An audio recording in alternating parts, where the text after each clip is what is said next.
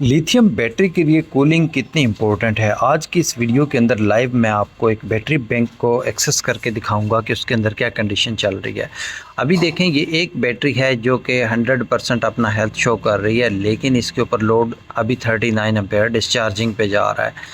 यहीं पर हम दूसरी बैटरी को अगर चेक करते हैं तो वो 66% अपना बता रही होती है और इसके ऊपर जो डिस्चार्जिंग करंट जा रहा होता है वो ऑलमोस्ट कोई 39 के करीब, सॉरी 0 के करीब जा रहा होता है।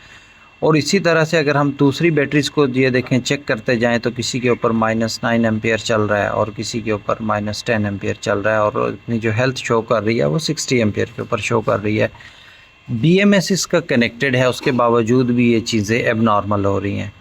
तो उसकी वजह यह है कि ये जो एयरकॉन है हमारा, ये फॉल्टी हो चुका हुआ था और बैटरी का जो कूलिंग सिस्टम है वो डिस्टर्ब हो चुका हुआ था, जिसकी वजह से सारे का सारा लोड सिर्फ एक बैटरी के ऊपर आ रहा था और बाकी जितनी भी बैटरीज थी उनके ऊपर लोड नहीं आता था। वो अलार्म पर चली जाती थी, उनके ऊपर बीप आ जाती थी और अलार्म शो करके वो आउटपुट देना बंद कर देती थी और ना ही वो चार्ज हो रही थी अच्छे से, क्योंकि बैटरी लॉक हो चुकी हुई थी। उसकी वजह से किसी किस्म का कोई लोड नहीं जा रहा था।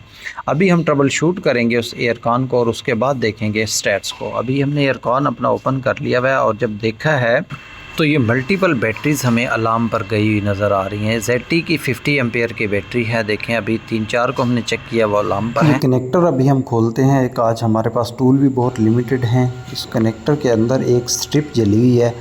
अभी हम उस स्ट्रिप को उठा के उसके पीछे जो बार आ रही है उसको नेक्स्ट स्ट्रिप के ऊपर शिफ्ट करके तो इसके कंप्रेसर को पावर अप करेंगे। तो अभी ये कनेक्टर हमने खोल लिया हुआ है। अब सिर्फ दिक्कत ये आ रही है कि इसके पीछे केबल टाई लगी हुई है, जिसकी वजह से बाहर की तरफ खींच नहीं रहा। ये देखें, लेफ़्ट से राइट की तरफ जाएं तो सेकंड नंबर के ऊपर जो एक थिम्बल आ रहा है उसके जो पीछे केबल है वो जल चुकी है बुरी तरह से। और इसके जलने की 2-3 वजूहत हो सकती हैं कि या तो इसका कंप्रेसर ट्रिप नहीं हो रहा और मुसलसल चल रहा है, जिसकी वजह से ये ओवरलोड होकर जली है। और चूँकि ये इसका कमज़ोर हिस्सा था तो यहाँ जलने के चांसेस ज़्यादा थे और ये यहाँ से ही जल गई है। अभी हमने इसको निकाला है तो ये वायर ब्रेक हो चुकी है। जस्ट अभी इन केबल को हम जैसे अब ग्राउंडन को उठा के हमने शिफ्ट किया है, इसी तरह अब इसको हम आगे शिफ्ट करेंगे। अभी हमारे पास कोई ऐसा कनेक्टर अवेलेबल नहीं था, कोई ऐसा थिम्बल अवेलेबल नहीं था कि हम इसको ठीक कर सकते। तो हमारे जहन में एक आइडिया आया कि ये साथ वाला जो कनेक्टर है इसके पीछे काफ़ी ज़्यादा थिम्बल्स फ्री हैं। अभी हम यहाँ से एक थिम्बल निकालेंगे और इसको हम उसके पावर केबल के ऊपर लगाएंगे और फिर इस तरह से हम अपना सर्किट कंप्लीट करने की कोशिश करेंगे।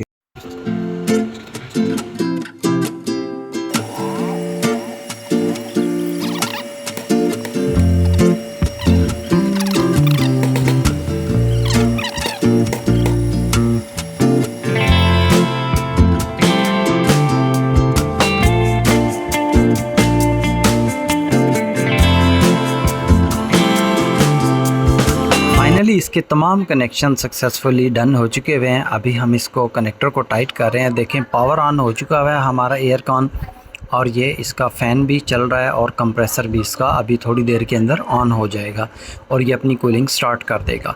इसके बाद मैं आपको इसके स्टैट्स दिखाऊंगा कि क्या फ़र्क पड़ा है बैटरी की चार्जिंग के अंदर, क्या फ़र्क पड़ा है BMS की परफॉर्मेंस के अंदर। एक चीज़ आपको ये देखने को मिली है कि अगर आपके पास टूल लिमिटेड हों या आपके पास चीज़ें लिमिटेड हों, ऑन साइट आपने चीज़ों को किस तरह से देखना है। हमारे पास यहाँ टूल भी नहीं थे और हमारे पास ये थिम्बल वगैरह भी अवेलेबल नहीं थे। जस्ट हमने साथ वाले जो कनेक्टर्स हैं उनको ओपन किया और वहाँ से एक्स्ट्रा थिम्बल को निकाल के यहाँ यूटिलाइज़ किया है हमने।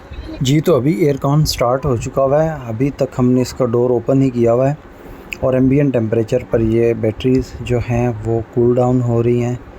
अभी जो चार्जिंग करंट जा रहा है 17 एम्पियर जा रहा है बैटरीज़ को, तो इसको थोड़ा टाइम देंगे हम। उसके बाद मैं दोबारा वीडियो रिकॉर्ड करता हूँ, तब तक अलार्म्स भी हमारे क्लियर हो जाएंगे बैटरी से। तो ये देखें, अभी पहली बैटरी के ऊपर, इसके ऊपर अलार्म हमारा चला गया है, इसके ऊपर अलार्म नहीं है, इससे भी अलार्म चला गया है। ऑलमोस्ट हमारी तमाम बैटरी से अलार्म चले गए हैं। एक चीज़ आपने नोट की होगी कि जो सबसे पहली बैटरी से दूसरी बैटरी मैंने आपको दिखाई थी उसका जो SOC है वो कम था, मतलब वो अपने आखिरी सेल के ऊपर शो कर रही थी। अपनी जो चार्ज कैपेसिटी थी, रिमाइनिंग जो करंट था उसको आखिरी सेल के ऊपर शो कर रही थी। बाकी बैटरीज़ जो हैं वो मैक्सिमम थी। तो ये BMS की एबनॉर्मलिटी की वजह से कर रहा था और BMS टेम्परेचर की वजह से एबनॉर्मल था। अभी हमारा तमाम सिस्टम नॉर्मल हो चुका हुआ है। और अभी इस पहली पिक्चर के अंदर आप देखेंगे बैटरी को जो चार्जिंग करंट जा रहा है वो 85 एम्पेयर जा रहा है। दूसरी ट्राई हमने दी है, थोड़ी देर बंद करके दोबारा चेक किया तो अभी 110 एम्पेयर तक इसका चार्जिंग करंट जा रहा है, जो कि अब ग्रेजुअली आपको बढ़ता हुआ नज़र आएगा। यहाँ पर आप देख रहे हैं 110 एम्पेयर तक हमारे बैटरी बैंक को चार्जिंग करंट जा रहा है। अभी थोड़ा टाइम गुजरा है और उसके बाद अभी देखें 132 एम्पेयर तक चार्जिंग करंट बैटरी को जा रहा है।